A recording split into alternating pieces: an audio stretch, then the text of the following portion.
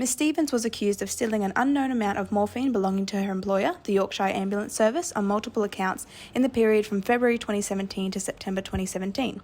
In addition to the theft, Ms. Stevens was also accused of self-administering the morphine whilst on duty on multiple occasions. In these multiple instances, the defendant recorded inconsistent patient care details regarding the morphine administered to the patient. She also incorrectly logged the whereabouts and disposal of multiple vials of morphine on several occasions. Due to these actions, it is likely that Ms. Stevens will be found to have committed serious misconduct, and the panel will terminate or suspend her registration. Under the Civil Liability Act 2003, Division 2, Section 46, a person's capacity to exercise reasonable healthcare and skill is impaired as a result of being intoxicated. Furthermore, the Civil Liability Act considers someone to be intoxicated if they are under the influence of alcohol or drugs to the extent that their capacity to display proper care and skill is impaired. If a paramedic is intoxicated, they cannot provide the standard of care that is owed to their patients, right? However, first we will need to prove that Elisa Stevens was intoxicated to the extent that her capacity to care for her patients was impaired. The amount of morphine which Elisa had self-administered whilst on duty is unknown. What we do know is that morphine is a potent opioid. It produces analgesia by binding to the mu opioid receptors within the central and peripheral nervous system. Because of its effects and activation on these pathways, it can also influence cognitive function and alter decision-making. One study in particular found that morphine can lead to impulsivity, not to mention that it is likely to cause lightheadedness, sedation, and dizziness. Due to morphine's mechanism of action, as discussed, it is reasonable to say that even a small amount of morphine would alter a person's capacity, thus impairing fitness to practice. The Health Ombudsman Act 2013, Section 107, says intoxication whilst on duty is a notifiable misconduct and a person is liable to penalty for impaired fitness to practice. Paramedics have a duty to transport patients safely, which can be put at risk if the driver is incapacitated. Section 338A, Dangerous Operation of a Vehicle, of the Criminal Code 1899, states that if the offender at the time of committing the offence is adversely affected by an intoxicating substance, they could face up to 400 penalty units or 5 years imprisonment. Elisa Stevens was under the influence of an unknown amount of morphine, which as concluded is significant enough to consider her to be intoxicated. Furthermore, morphine alters the state of consciousness, coordination, and reaction times of an individual, ultimately impairing Elisa's ability to drive a vehicle. Therefore, this could potentially cause harm to herself, her patients, and her partner.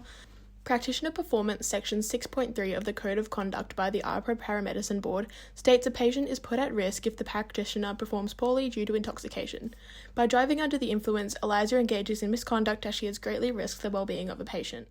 The Queensland Ambulance Service utilises an electronic ambulance report form created in line with the Public Records Act 2002.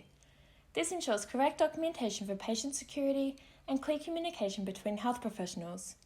Elisa broke numerous laws regarding documentation under multiple acts, which should be discussed in this section. The Ambulance Service Act states that an authorised person must not provide a document containing information that the person knows to be either false or misleading.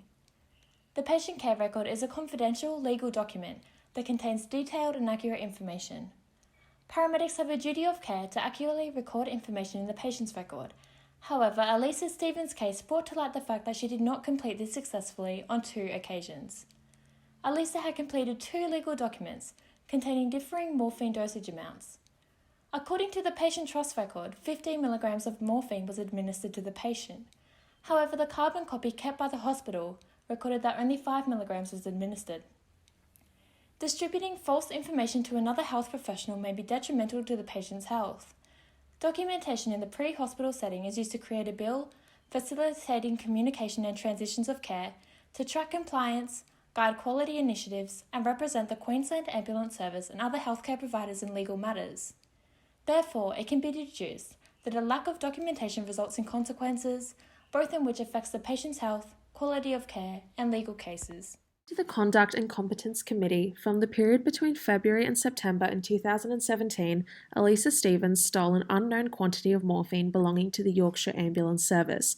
The Crime and Corruption Act in 2001 outlines corruption of practice as behaviour that is considered dishonest and recklessly misuses information and breaches trust, including but not limited to the theft of departmental property, including medications.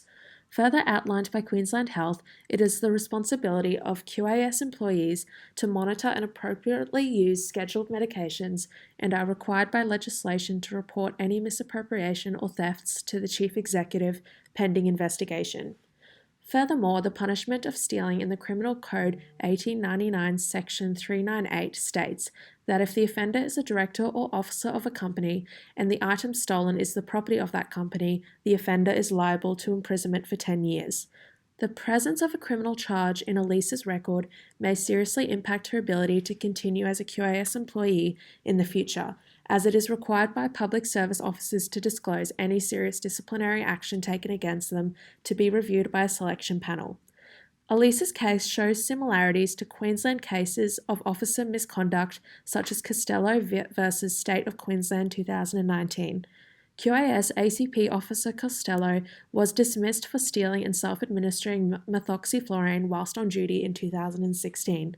Similar to Elisa, there was no adverse patient outcomes linked to his intoxication. However, Costello was only found guilty for one occasion of theft of a Scheduled 4 medication post a personal tragedy, and whilst Costello agreed to extensive rehab and therapy, arguing the case of the people behind 000 mental health of our first responders 2019, the outcome remains similar, resulting in an immediate termination of his employment. From reviewing Alyssa's case, it can be determined that she has engaged in several accounts of unsatisfactory professional conduct.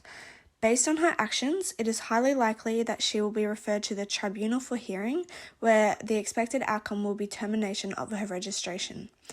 This decision will be reflective of the regulator's position in protecting patient safety through ensuring that all registered paramedics perform at the expected standard of practice.